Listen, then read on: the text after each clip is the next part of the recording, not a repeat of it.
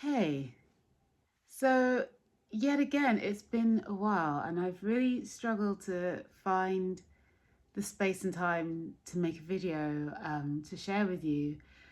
Partly because I've just been flat out as it's been, heading towards the end of the year, and there just seems to be just an endless amount of things going on.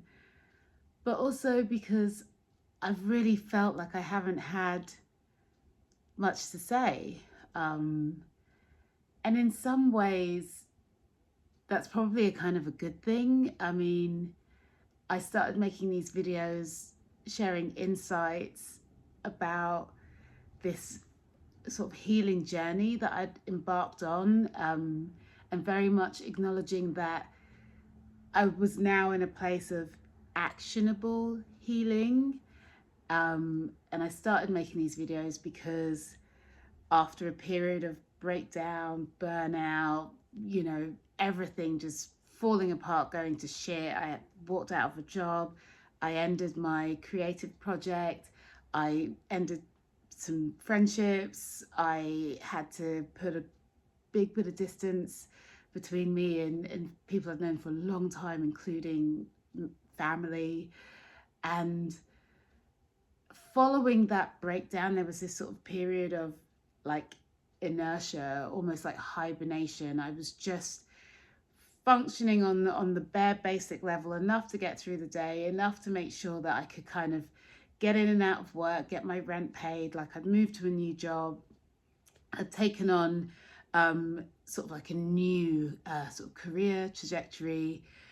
I found myself in an organization where I was progressing really quickly, and that was amazing, but I didn't really have any capacity to deal with much of what else was going in my life until I kind of reached a point of finally feeling safe, and where I could actually now start kind of picking through the wreckage and just learning, because in every difficult situation, in every undesirable situation that we find ourselves in, every challenge, there is always something powerful and something beautiful that can help you progress to the next stage of your journey, as long as you're able to see it and feel it and encode it and act on it. And I think for me, that's where these videos started to come from. It was me having these moments of realizations or epiphanies around different parts of that healing journey, around things like being able to let go of what doesn't serve you, whether it's a situation, whether it's a connection, whether it's people that don't make you feel good, particularly when it's things that you've built as a construct about yourself, like learning how to let those things go. Things around learning how to vocalize, say what you want, like visualize what you want and then speak it into existence. Learning that it is okay to reach out and ask for help, but also understand that sometimes people who can't understand your idea or aren't willing to walk in innovation with you will tell you you're wrong. And finding a space of trust within yourself where you can sift through well meaning advice and understand, okay, what is something that's based in limitation and what is something that is based on constructive feedback that can help you grow. So learning discernment, um, also learning to how to be alone as well. Like I feel like since making these videos, and particularly this past year or even like the past half of the year gone, just embracing that solitude and just saying, everything that you need is within you. And again, there is light and shade and beauty in all situations. Yes, there is great things about being in a relationship and having, connections and dynamics or whatever, but there is also a lot of beauty and power in learning to sit with yourself and be content and comfortable and happy. And I really, really feel that. And that alone has given me so much freedom, again, to release what doesn't serve me, to walk away from things that drain and trigger and hurt. Um, I also feel like I've started to understand what is really, really important to me. And I know coaching is one of those things that feels really important to me, to be able to support people in connecting with their creativity and learning how to reignite their own spark and live a life that feels authentically theirs is really, really important to me. But I also understand so is my creativity, my music, creating that art. And one thing that I felt was impossible to release, these sort of different layers. At first, it was walking away from this really toxic job that I thought, but this job allows me the space and the time and the flexibility. I mean, it didn't do any of those things. I allowed me those things, but I pinned it to this job where not a lot was expected of me, but I was responsible for a lot of things, and I took on this role of sort of like savior and mouthpiece, and I was trying to raise the tide for everyone, but actually all that it meant was I became a focal target for systematic aggression and oppression, with all of the isms in full play there. And I'd constructed this reality around this job, and I had to let that go. And I started to experience growth and freedom in my career. I started to realize there was so much more out there for me. With releasing that job, I also had to understand that there were enablers in that environment and beyond that were fully supportive of what was happening to me in that environment. And I had to release those people who I thought were friends but actually were not. And then when it came to my creative work, I found not everyone in your corner is there to cheer you on. Sometimes people are there to observe, sometimes people are there to criticize and inhibit, sometimes people are there to limit you, or they're there for their own benefit, to take and to steal and to not contribute. And I found in that creative dynamic, because I'd created it from a place of lack and fear and need and almost desperation, like this need to prove myself. As long as I can prove myself and prove my worth as a musician and a creator, I will win these people over, and then they will believe in my vision, and then they will support me, and then they will contribute, and then and actually the and then never came. I just burnt myself out with time, I burnt myself out with energy, I burnt myself out financially trying to push this boulder up this mountain in the driving rain, wearing flip-flops, like, the whole 10 yards of an impossible situation. And that was one of the most painful things to let go, is this thing that I created wasn't authentically mine anymore. It was this sort of prison in a way, and I had to release that. And in that space came a lot of freedom to sort of experiment and consider and even just think about what my creativity meant and means to me. It gave me space to think, okay, I can invest in myself. I've really enjoyed growing my skills as a singer specifically. I want to do more growth in terms of my performance and playing in bass and production and otherwise, and realizing that I don't have to constantly be this production machine, like putting these outputs so that people will finally believe. Actually, I can retreat and take time and invest and grow my own connection within myself to my creativity. And releasing that project, releasing the weight of carrying this band, gave me the space, time, and freedom to consider that. But within that, I've also had these sort of three songs which are finished in this sort of half ailing composition. And I've been chipping away at this block and trying different ways to come at it, and almost in a way sort of punishing myself that I can't get it right, that I can't get the sound right. And it's very much still based in what I was doing before, this, very big and in-depth, complicated, interweaving counterpoint orchestral setup, composing with sort of like 6 elements in play, having this very specific idea of a sound, having a very specific idea of of what I want the stage shows to look like, etc., etc. And so I still had these tunes and I was still trying to get these songs finished. And much like when I sit down to make these videos, I sort of had to say to myself, why am I not feeling motivated to do this? What is missing, or what is not present for me? What is the thing that's making me feel disengaged? And I love these songs. They are so important to me, and even the work that's gone before.